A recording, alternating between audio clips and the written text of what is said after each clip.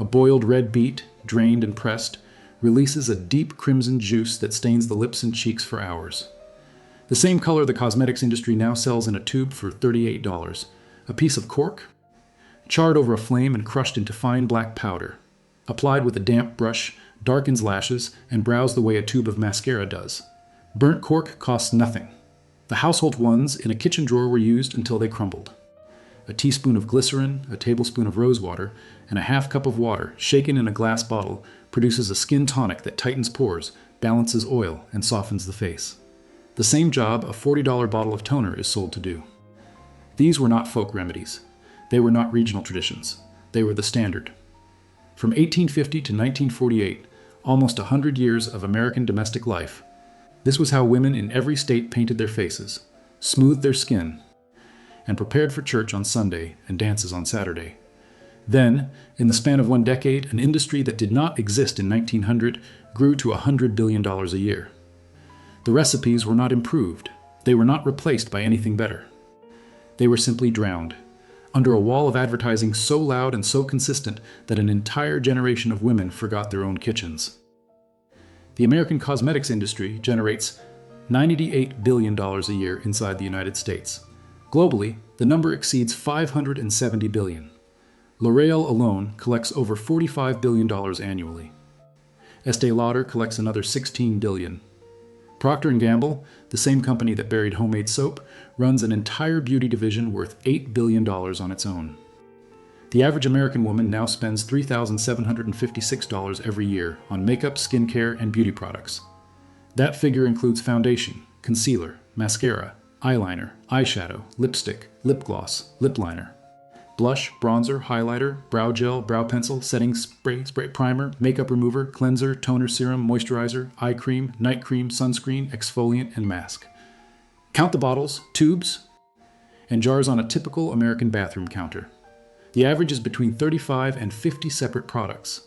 Each one purchased, used partially, and replaced every 6 to 18 months. Most of them throw away half full because the formula has dried, separated, or expired. Over a 40-year span, from age 20 to age 60, the average American woman sends roughly $150,000 to the cosmetics industry. $150,000 on products that did not exist in any meaningful form before 1948, solving problems that had already been solved for pennies in a kitchen by every woman in her family for 6 generations. The 4-ingredient formula has no packaging, no celebrity endorsement, no animal testing, no fragrance compound list, no patented delivery system, no subscription auto-refill, no limited edition holiday palette. It has beets, it has cork, it has glycerin, it has rosewater. It produces a face that looks exactly like a face, which is, historically, what cosmetics were for. The reason this knowledge is gone is not because it stopped working. The chemistry of plant pigments has not changed. Beet juice still stains. Burnt cork is still carbon black. Glycerin is still a humectant. The formulas work the same way they did in 1925.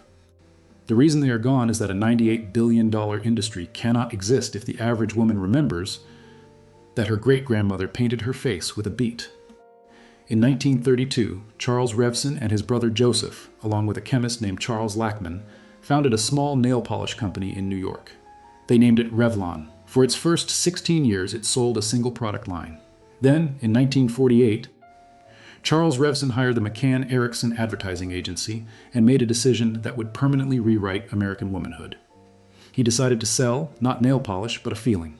Specifically, the feeling that a woman without commercial cosmetics was incomplete, inadequate. Unfinished, the campaign was called Fire and Ice. It launched in November of 1952. A 2-page spread in Vogue magazine featuring a single model, a single shade of red lipstick, and a quiz designed to make every woman who read it feel that she was either glamorous enough to wear it or not yet sophisticated enough. Within 90 days, Revlon's sales doubled. Within 5 years, the company was the largest cosmetics manufacturer in America. Within 10 years, the entire industry copied the playbook. The 1938 Federal Food, Drug, and Cosmetic Act had already laid the groundwork. The law required that any product sold as a cosmetic meet federal manufacturing standards. Homemade preparations could not, by definition, meet a federal manufacturing standard. They were not banned. They were simply made invisible to commerce. A homemade beet juice lip stain could not be sold, advertised, or recommended in any publication that accepted advertising from companies that could. By 1955, every major American women's magazine, Ladies' Home Journal, McCall's, Good Housekeeping, Vogue, Harper's Bazaar, was financially dependent on cosmetics advertising. Estee Lauder alone spent over $12 million in 1955 magazine advertising.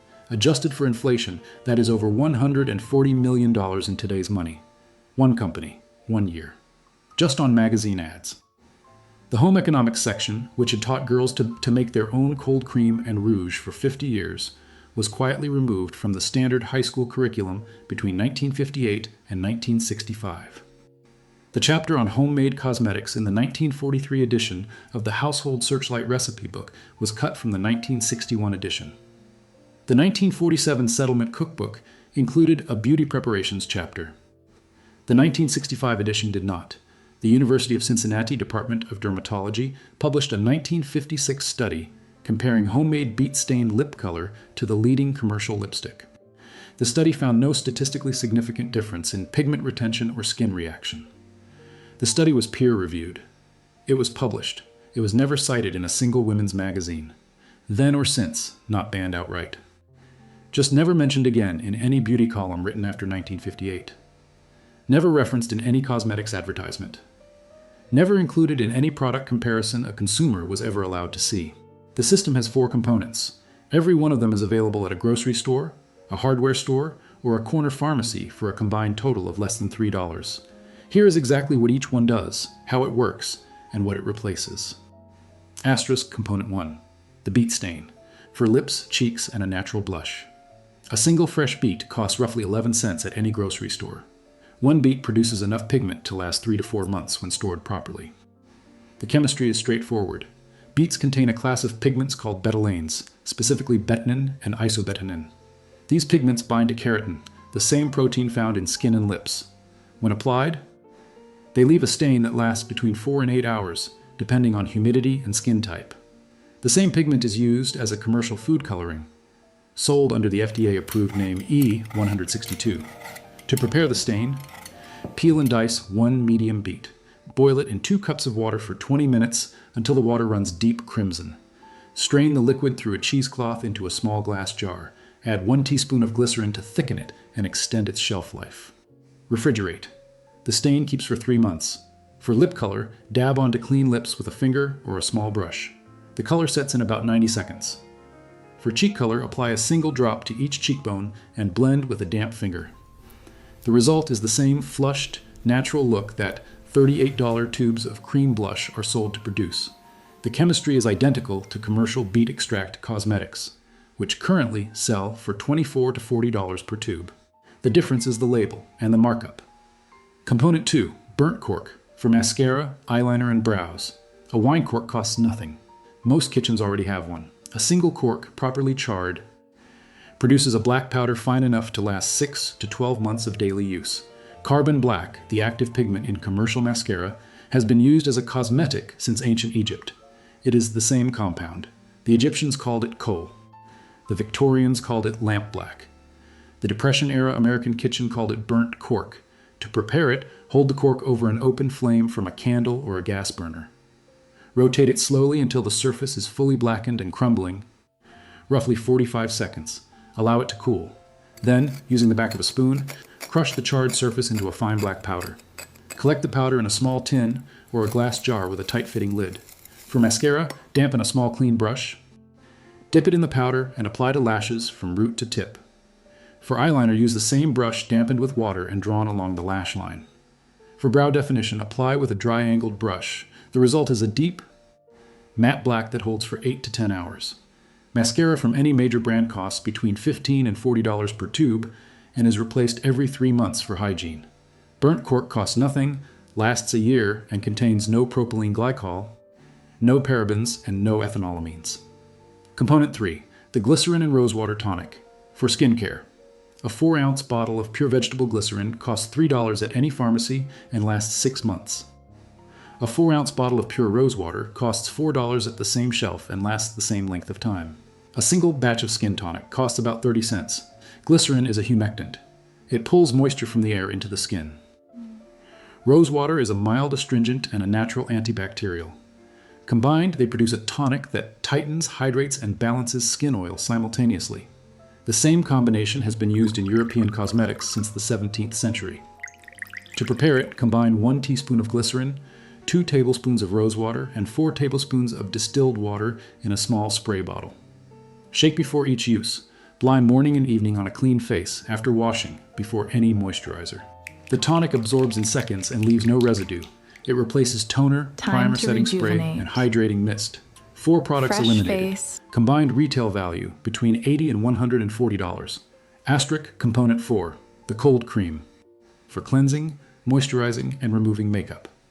The original American cold cream recipe, published in over 40 cookbooks between 1900 and 1948, contained 4 ingredients: beeswax, almond oil or olive oil, rosewater, and borax.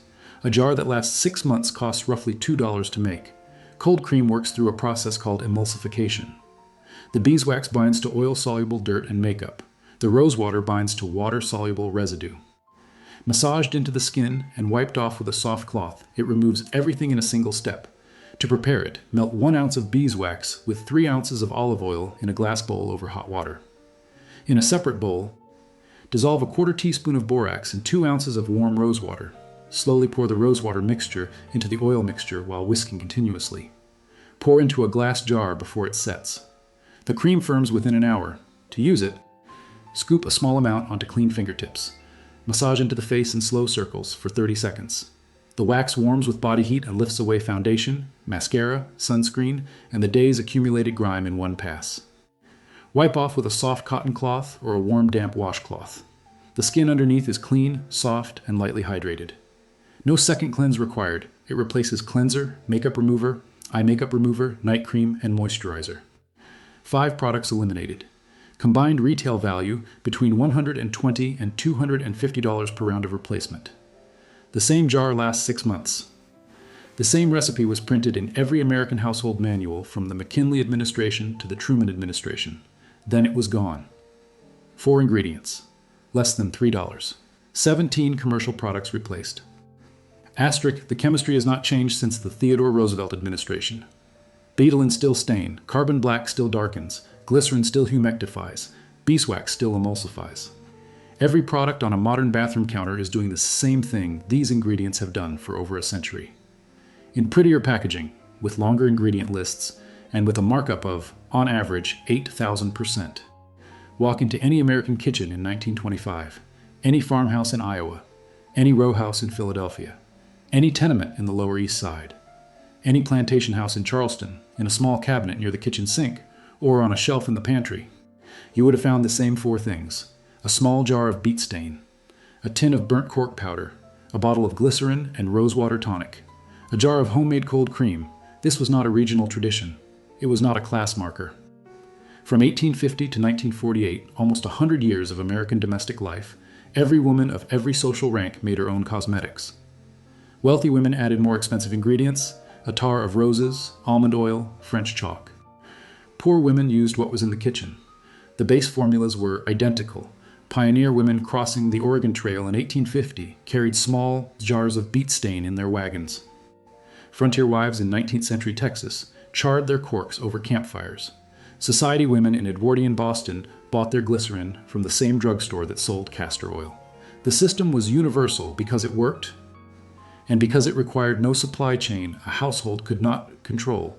The Victorian English used rosewater since the Tudor period. The French had been making cold cream since the time of Galen.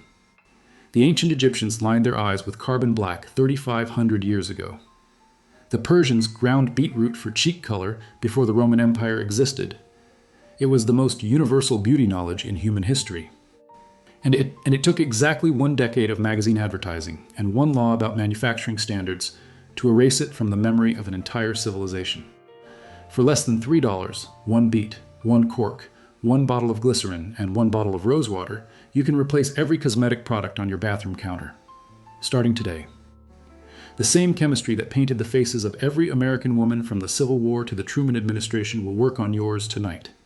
The complete system, including exact ratios, color variations for every skin tone, shelf life instructions, and 20 additional formulas your great-grandmother kept in her kitchen is linked in the description below.